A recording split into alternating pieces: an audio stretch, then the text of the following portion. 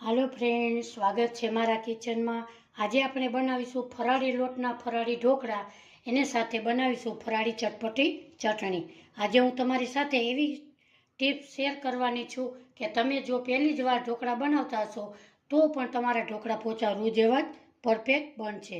મારો video skip કર્યા વગર તમે મારો વિડીયો જોજો। પસંદ આવે તો મારા વિડીયોને લાઈક, શેર અને સબસ્ક્રાઈબ જરૂરથી કરજો।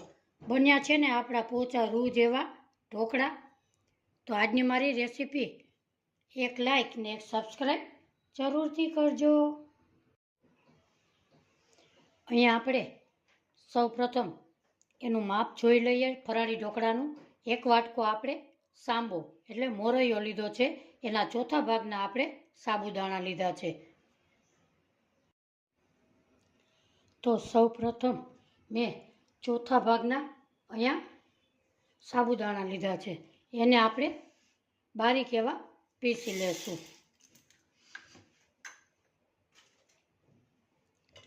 અને આપણે પીસી લેશું।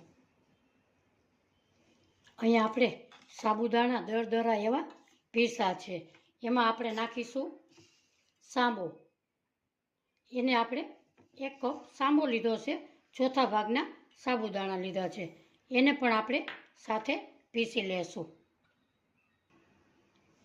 આપણે જોઈ શકીએ છીએ કે દરદરો લોટ આપણો તૈયાર થઈ ગયો છે। રેગ્યુલર ખાટા ઢોકળાનો લોટ હોય એવો આપણો લોટ તૈયાર થઈ ગયો છે। આ લોટ ફરાળી લોટ તમે તૈયાર કરીને ફ્રીજમાં 2 મહિના સ્ટોર કરી શકો છો। આ લોટમાંથી નવી વાનગી પણ બનાવી શકો છો। તૈયાર કરેલ લોટ એક બાઉલમાં આપણે ઉમેરી દઈએ।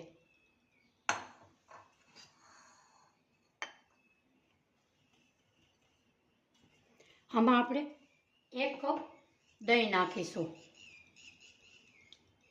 આ ખાટા ઢોકળા ખાવામાં ખૂબ જ સરસ ટેસ્ટી બને છે, દાંત વગરના પણ ખાઈ શકે છે। એમાં નાખીશું આપણે 1 કપ પાણી, એને આપણે મિક્સ કરી લેશું।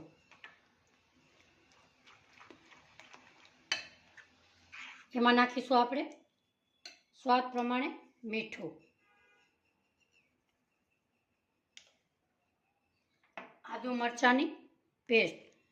લીલા મરચાં તમે તીખા કે મોરા કોઈ એ પ્રમાણે તમે ખાઈ શકો છો।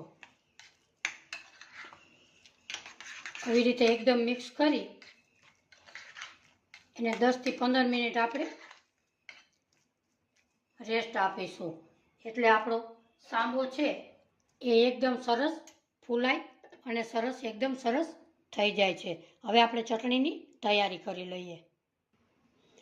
અહીંયા આપણે ફરાળી ચટણી બનાવવા માટે ધાણા ભાજી લીધી છે, એને આપણે એક મિક્સર જારમાં નાખીશું। એમાં નાખીશું આપણે અડધું લીંબુ।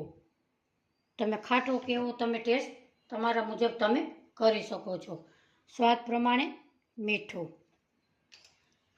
3 મરચાં લીધા છે, તમે તીખા મોરા તે તમે લઈ શકો છો। એમાં નાખીશું આપણે જીરું, ટેસ્ટ પ્રમાણે ખાંડ, લીમડાના પાંદડા। આ ચટણીમાં ખૂબ જ સરસ ટેસ્ટમાં લાગે છે। ટોપરાનું ખમણ, અહીંયા મેં 1 ચમચી મોટી ભરીને ટોપરાનું ખમણ લીધું છે, એનો ટેસ્ટ ખૂબ જ સરસ આવે છે। એમાં નાખીશું આપણે પાણી, થોડાક એવા 1 મુઠ્ઠી જેટલા મગફળીના દાણા ઉમેરીશું। એને હવે આપણે પીસી લેશું। આપણી ફરાળી ચટણી એકદમ સરસ પીસાઈ ગઈ છે। આને પણ તમે 10 થી 15 દિવસ ફ્રીજમાં સ્ટોર કરી શકો છો। હવે આપણે એક ચટણીને બાઉલમાં કાઢી લઈએ।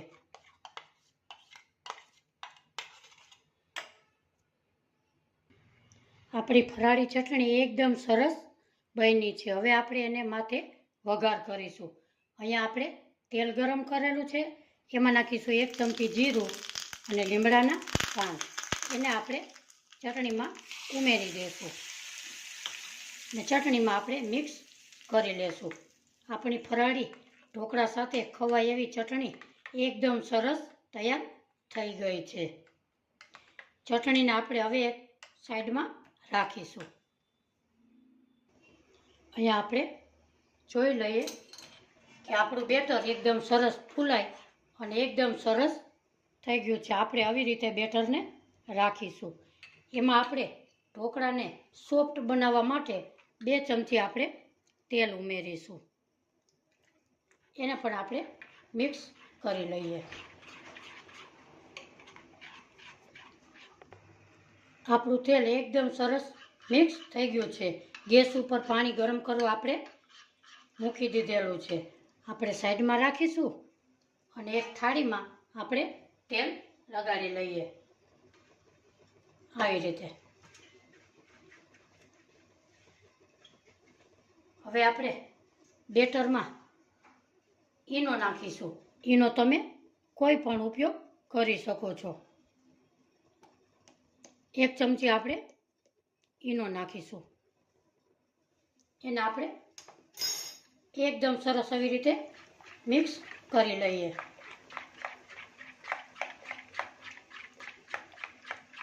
એકદમ સરસ હલાવી અને થાળીમાં આપણે નાખી દઈશું.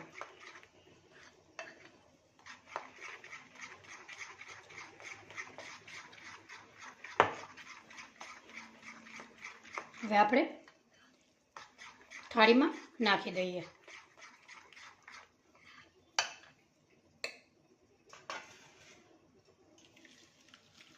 અને થાળીને આપણે ગેસ ઉપર ઢોકરિયું મૂકેલું છે એમાં આપણે મૂકીશું. એમાં નાખીશું લાલ મરચાંની થોડું આપણે લાલ મરચું ઉમેરીશું અને માથે થોડીક એવી તીખાની ભૂકી નાખીશું. હવે આપણે ફટાફટ મૂકી દઈએ. આપણે ઢોકરિયામાં એક જારી મૂકીશું, સ્ટેન્ડ મૂકીશું. એમાં આપણે થાળી મૂકીશું. માથે ઢાંકણ ઢાંકી ફાસ્ટ ગેસે 15 થી 20 મિનિટ આપણે. હવે આપણે ઢાંકણ ખોલીશું. આપણા ઢોકળાને અહીંયા 15 થી 20 મિનિટ થઈ ગઈ છે. આપણે છરીથી આવી રીતે આપણે ચેક કરી લઈએ. ચોટેલું એવું લાગે તો 2 મિનિટ એને રહેવા દેવા. હવે આપણે ઢોકળાની ડીશ તૈયાર થઈ ગઈ. ગેસની ફ્લેમ બંધ કરીશું અને થાળીને આપણે બહાર કાઢી લઈએ. હવે આપણે ઢોકળાની થાળી બહાર કાઢી લીધી. હવે એને 2-5 મિનિટ આપણે ઠંડા થવા દઈએ. આપણે અહીંયા 5 થી 7 મિનિટ થઈ ગઈ છે. આપણા ઢોકળા ઠંડા થઈ ગયા છે. હવે એની માથે આપણે એક વઘાર કરી લઈએ. અહીંયા આપણે ગેસની ફ્લેમ ઉપર 3 ચમચી તેલ નાખીશું. તેલ ગરમ થાય એટલે આપણે જીરું ઉમેરીશું. જીરાને આપણે સોતળવા દેશું. એમાં નાખીશું આપણે 1 ચમચી તલ. તમે તલ ન ખાતા હોય તો સ્કીપ કરી શકો છો. એને આપણે એકદમ સરસ સોતળવા દેશું. એમાં નાખીશું 1 લીલું મરચાંના કટકા અને થોડાક લીમડાના પત્તા નાખીશું. આપણો વઘાર તૈયાર થઈ ગયો છે. હવે ગેસની ફ્લેમ બંધ કરીશું. હવે આપણો વઘાર ઢોકળાની થાળી ઉપર આપણે આવી રીતે પાથરી દઈશું.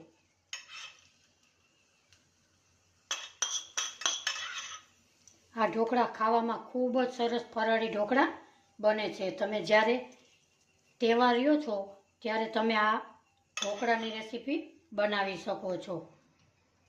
હવે આપણે ઢોકળાને કટ કરી લેશું.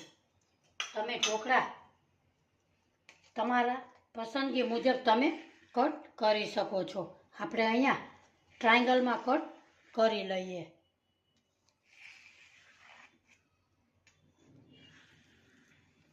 આવી રીતે. હવે આપણા ઢોકળા કટ થઈ ગયા છે. એની માથે નાખીશું આપણે થોડી ધાણા ભાજી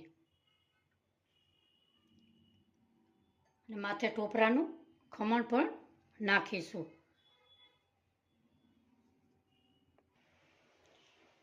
જો હું તમને અહીંયા બતાવી દઉં કે આપણા ઢોકળા કેવા સરસ પોચા એવા થયા છે. આપણા ઢોકળા એકદમ સરસ જાળીવાળા થયા છે. જોતાં જ ખાવાનું મન થઈ જાય એવા, દાંત વગરના માણસો પણ ખાઈ શકે એવા આપણા ઢોકળા બન્યા છે. મિત્રો, આજની મારી રેસીપી તમને ગમી હોય તો લાઈક, શેર ને સબસ્ક્રાઈબ જરૂરથી કરજો. કોમેન્ટ બોક્સમાં જરૂરથી જણાવજો આજની મારી રેસીપી તમને કેવી લાગી, કયા શહેરથી જુઓ છો એ પણ જણાવજો. ફરી મળીશું એક નવી રેસીપી સાથે. ત્યાં સુધી બધાને મારા જય શ્રી કૃષ્ણ.